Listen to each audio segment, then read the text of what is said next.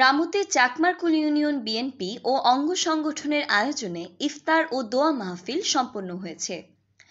বৃহস্পতিবার বিকেলে চাকমারকুল ইউনিয়ন পরিষদ মাঠে এই ইফতার মাহফিল ও আলোচনা সভা অনুষ্ঠিত হয়।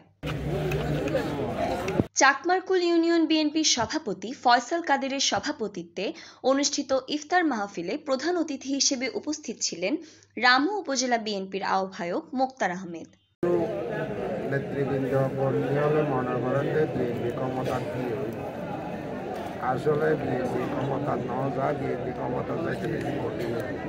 এতে বিশেষ অতিথি হিসেবে উপস্থিত ছিলেন উপজেলা বিএনপির সদস্য সচিব আবুল বশর বাবু। মিলেমিশে ঐক্যবদ্ধ হয়ে আমরা থাকতে পারি, মিলেমিশে আমরা সবাই রাজনীতি করতে পারি।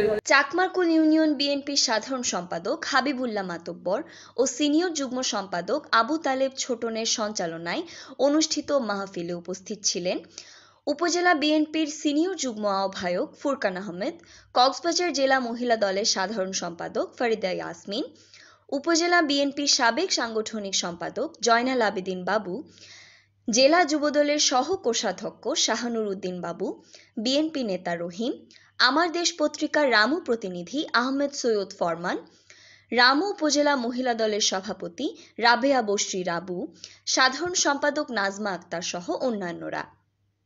Desk news, TTN.